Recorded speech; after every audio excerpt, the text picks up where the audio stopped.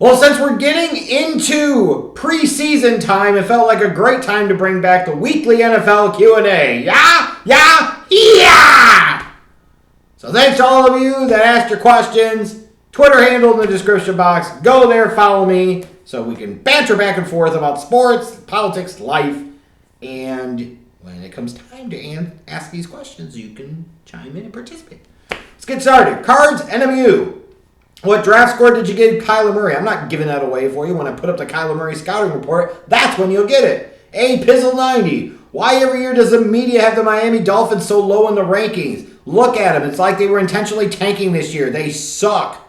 Why in the hell would you have any optimism for them this year? I think when you look at it, like bigger picture of what you're talking about, it seems like every year they're kind of lowly rated. It's just because who's the real difference maker, the true franchise guy? What's the identity of them?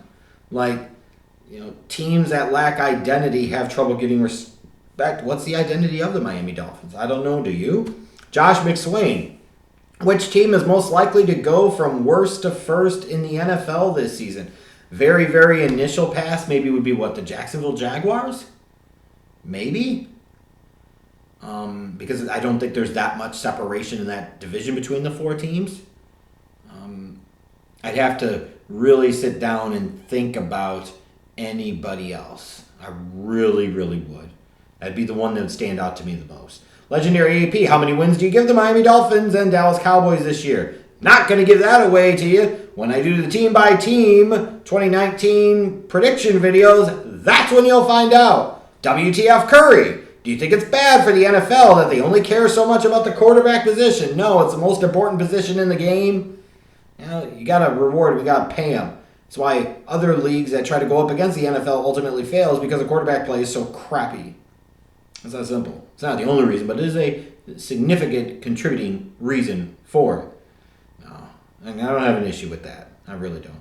Jordan Bryant, what's your prediction for Mitchell Trubisky this season? I haven't fully thought about it a whole lot, honestly. I'll be thinking about it over the next couple weeks, and when I do the Bears prediction video, you'll know then. Trey Caldwell, which retired player do you miss watching the most? There's so many great players I've been able to see during my lifetime, especially most of their careers, if not all of their careers. Think of guys like Jerry Rice and Deion Sanders. Oh, my goodness, Deion. Bo Jackson. Those of y'all that didn't get to see Bo, oh, you missed out. Reggie White. Saw a good portion of Lawrence Taylor's career. I could go on and on and on. But Randy Moss. And again, I could go on and on and on. Urlacher. But to me, the guy that I miss the most is Barry Sanders. It has to be him. When you talk about truly unique players and one of a kind and probably never going to see him again type of guys, it's Barry Sanders. He's the most exciting player that I've ever seen in the National Football League. It's that simple. So I think it's got to be Barry. Lachi00, do you think the Eagles are the favorites in the NFC East? They might be. Could be the Cowboys, though, too. I think that might depend upon perspective, whether somebody goes with the Eagles or the Cowboys. Marcus Money 217, what is the advantage of the Dolphins starting Fitzpatrick over Rosen? 0. Don't effing do it. You traded for Josh Rosen. You need to find out, and you need to find out sooner rather than later if there is any hope of Rosen being that guy. Having him sit behind Fitzpatrick is automatically admitting that Rosen sucks. You put him out there, find out what the hell you have. Logan P. McDonald, did O.J. Simpson do it? How sad. I'm talking about an NFL Q&A. And instead of talking about O.J. Simpson, one of the great running backs in NFL history, one of the top players of a decade in the 1970s, and we're asking whether or not he committed to double murder. I've always felt this. I don't think he did that shit alone. Just saying. The type of crime, the way it was done, some of the physical ailments that he had even in his late 40s when the crime happened. I don't know, man. I don't think he did that on his own. Was it his son? Was it Al Collins? I don't know. Just speculation, but I just don't believe that he did that entirely on his own. I really don't. Redskins Recon. You know it's the preseason because a Redskins fan's probably going to talk shit and overrate his team significantly. Oh, he did! He said, bleeble blabble, bleeble blabble. When the Redskins win the Super Bowl this year, who will be the Super Bowl MVP? Now, if we modified that question to be more accurate, when the Redskins win the Super Bowl, who will be the Super Bowl MVP? I don't know, because he hasn't been born yet. Stick that in your pipe and smoke it. You're awful vocal right now, Redskins recon. Yeah, just like last year. Teams winning a few games talking all types of shit. As soon as they start losing, crickets.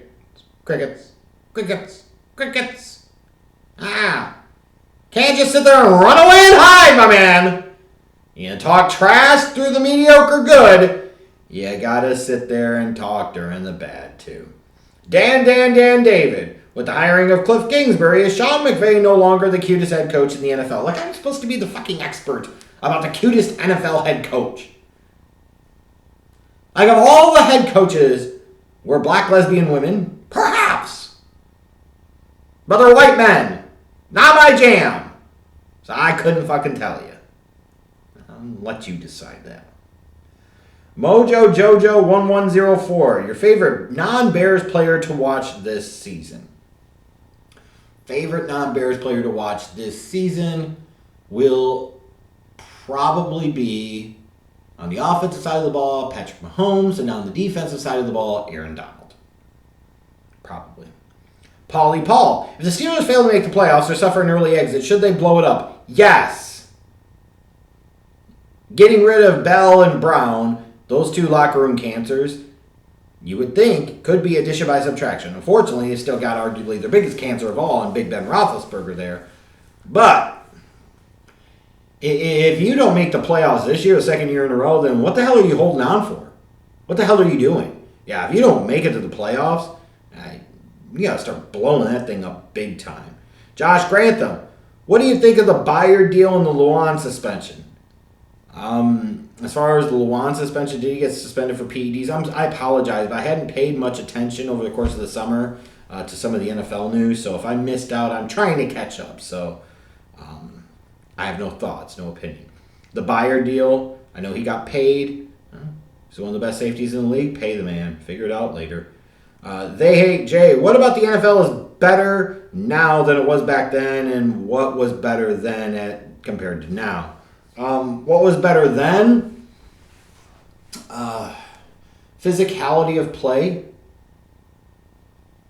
I think part of it was that back in the day I was still a kid, so the perspective is different, the view is different, the mindset is different for me as a fan as opposed to an adult.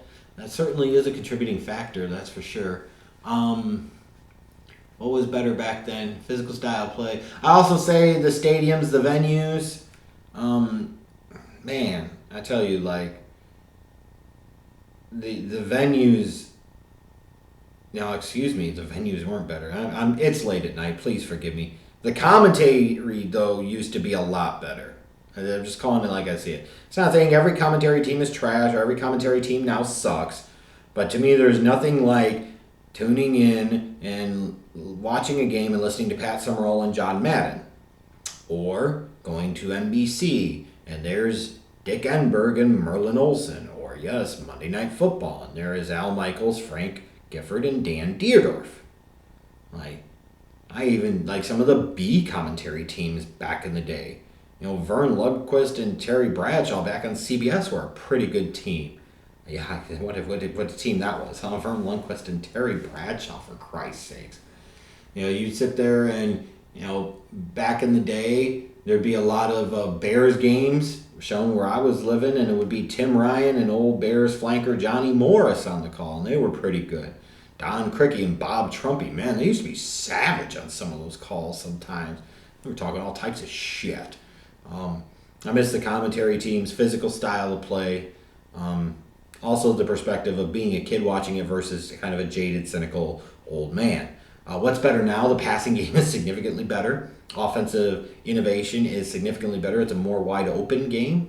You know, quarterback play is vastly better. The passing game in general is vastly better. The viewing experience continues to get better in terms of watching it at home. I think there's no question about that. You know, I think there are other things that are probably, and again, it's so late when I'm recording this, I'm probably drawing a blank on them, but those are some of the things that I could think of. Bob Schwartz, which QB reaches the finish line of their career first? Eli Manning or Big Ben Roethlisberger? Well, Eli's technical finish line was about 3 damn years ago, so Eli already is there. He's just riding it out on the string, baby. Vinny E21, do you think Troy Polamalu will be a first ballot Hall of Famer in 2020? Is it 2020 that he's up on the ballot for the first time? I'd be surprised if he's not, but I'd have to see who else he'd be going up against. And then Alex Grossbeck asks, should the Titans extend Marcus Mariota? No, what the hell for? Go out there and make him prove it. And if he does halfway decent, then you've got the franchise tag option. You have absolutely no reason to lock up Marcus Mariota for big time money. Don't do it. No reason. Why bother? So anyways, thanks to all of you that asked your questions. That was the first of the 2019 NFL Q&As, and I look forward to doing a lot more of them in the months to come. Yeah!